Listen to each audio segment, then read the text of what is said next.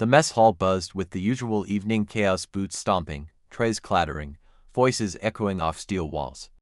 Dozens of fresh Marines laughed loudly at the end of a grueling day, slumped over tables, swapping stories about the one instructor everyone feared but none had ever actually seen. She moved quietly among them, wiping down surfaces with steady, deliberate motions. No rank on her sleeve, no medals, no signs of distinction, just a simple uniform and a cloth in her hand. To them, she was invisible, a cleaner, background noise, but every motion she made carried precision, discipline, and control that none of them recognized yet. When a recruit turned too fast, his tray slipping from his grip, time seemed to slow. Before it touched the ground, her hand flashed out, catching it effortlessly without even glancing up. The hall fell silent, utensils frozen in midair, eyes widening as whispers flickered through the room. Something about the way she moved, calm, fluid, impossibly sharp, felt familiar. She set the tray back in the Marine's hands with a small nod and walked on, unaware that the first crack in her anonymity had just formed. Narrator, they thought she was just wiping tables. Until they realized the ghost who trained their trainers stood right in front of them. Hours earlier, the rumors had already begun circulating through the barracks. Stories of a woman known only by a cotton man instructor, whispered about by older Marines with the same reverence they used for legends. She was the one who designed the brutal drills recruits still dreaded, the one whose techniques instructors copied but could never fully match. Her missions were classified, her records sealed, her history spoken of only in fragments passed down through generations of Marines. None of the new recruits knew her face, only her legend. And tonight, in the mess hall, she observed them quietly as she worked. Her eyes tracked bad posture, sloppy footwork, lazy stance, details only a warrior of her caliber would notice. She didn't correct them, not yet. She simply watched, measuring them silently. Because she wasn't assigned to this job by accident, she chose it. She was there with intent, with purpose, waiting for a moment she knew would eventually come, the moment when the Marines would finally see the truth behind the woman they had walked past every day without a second glance. The tension began with something small, something ordinary, an argument over seating, over whose squad had earned the right to sit first. Two recruits squared off, voices rising, chairs scraping loudly across the floor.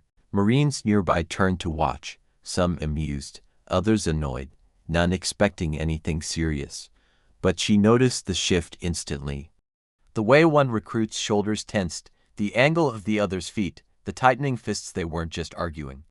They were about to fight, and before even the sharpest Marine in the room could blink, she was already moving. Her footwork was silent, smooth, controlled. She slid between them like water, one hand on each chest, stopping both men with the kind of precise strength only elite trainers possess. The recruits froze, stunned by her speed. She didn't bark orders or threaten consequences. She simply held them still, her gaze calm but unbreakable. Within seconds, the tension dissolved. Chairs returned to their places, muttering died down, and the room slowly resumed its rhythm, except now every Marine eyed her with a new, uneasy curiosity. How had she moved so fast? How had she known the exact moment the confrontation would turn physical? The woman wiping tables suddenly wasn't so invisible anymore. As she returned to her quiet work, the whispers began traveling across the mess hall like ripples in still water. A Marine watched her for a long moment before whispering, her stance, "Look at it." "That's exactly how they taught us in Phase Zero." Another leaned forward, eyes narrowing. "No, not just Phase Zero. That shift of weight, that grip. That's from the Advanced Instructor Manual, the manual only senior trainers had access to." A third Marine noticed the faint scar running diagonally across her knuckles, the same scar older instructors described when talking about the mysterious woman who trained them years ago. The realization spread slowly, then all at once. Their chatter died away, replaced by wide-eyed glances and quiet gulps of disbelief. A few of them exchanged nervous looks, suddenly recalling every horror story told during their training. The instructor who could break a man's stance with one finger, who pushed elite recruits past their limits, who could disarm someone before they even finished blinking. And now she was here, wiping tables. The Marines felt their pride crumble. The woman they had just walked past without acknowledgement, the woman they assumed was a cleaner, was moving with the exact precision of the ghost instructor whose techniques they could barely survive in training.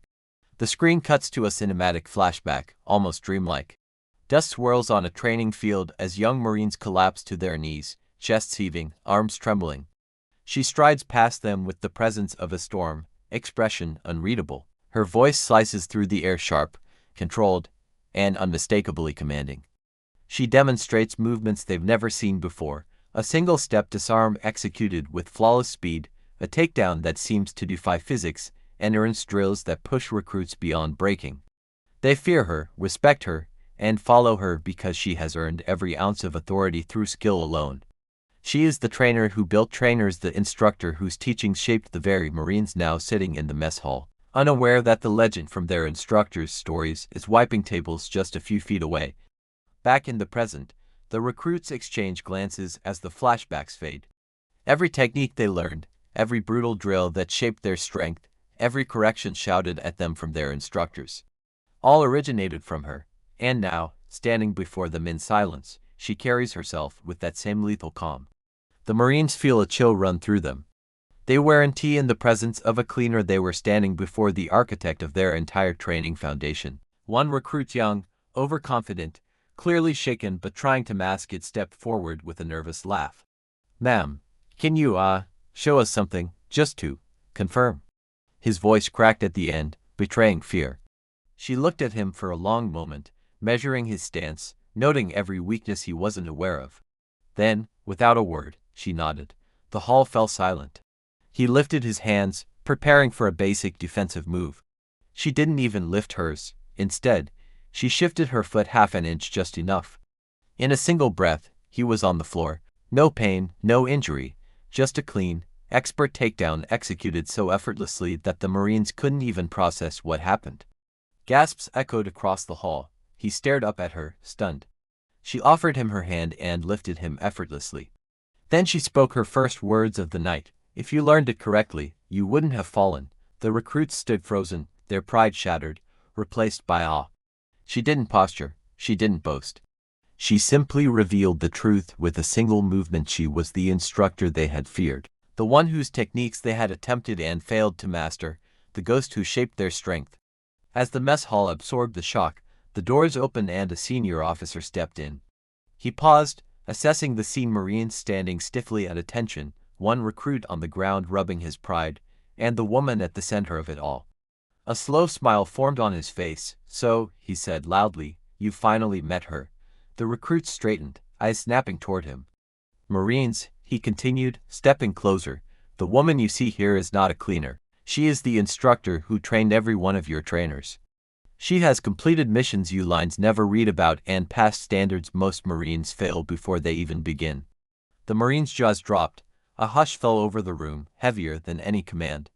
She simply lowered her gaze, uncomfortable with the attention, her hand still holding the cloth she'd been using moments before.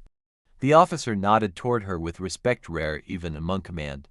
"Treat her with the honor she earned long before you walked into this mess hall." The recruit's posture tightened instantly, their voices silent, their eyes filled with reverence.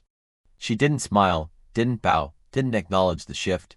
She just returned to wiping a nearby table, quiet, humble, unchanged. But now, every Marine watched her with awe, knowing they were in the presence of a legend. The mess hall slowly returned to its rhythm, but nothing felt the same.